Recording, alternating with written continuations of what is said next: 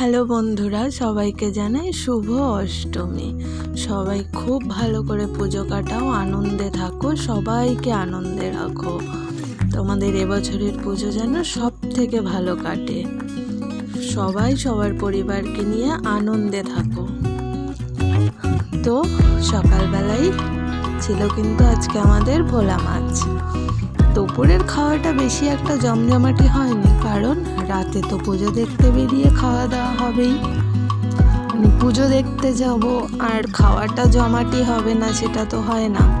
বাঙালির আসল কাজই তো হলো খাওয়া দাওয়া করা, সে যে কোনো অনুষ্ঠানই হোক।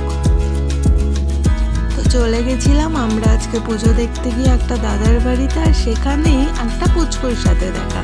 পুচকু মানে একটু বড় সড়ো সাইজেরই পুচকু। তো ওকে নিয়ে বেরিয়েছি, আর ওর বায়না হচ্ছে ফুচকা খাবো, তারপরে কি জাম্পিং কি সব আছে ওগুলো চড়বো, গাড়ি চড়বো।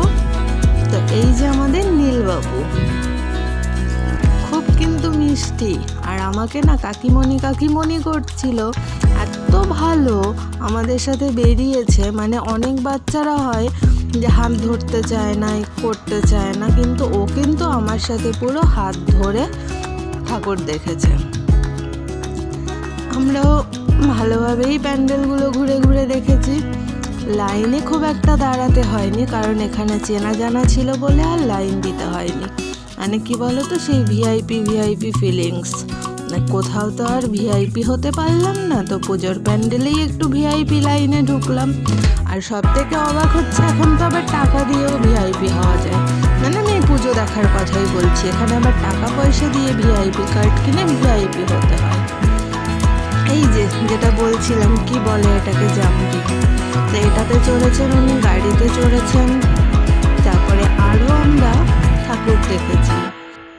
আমি তো অনেক পুজোয় ঘুরেছি, তোমরা কে কোথায় কোথায় ঘুরেছো আমাকে কমেন্টে অবশ্যই জানিও। আর নতুনদেরকে আমার পরিবারে স্বাগত, তোমরাও কমেন্ট করে জানিও তোমাদের আমার ভিডিওগুলো কেমন লাগে।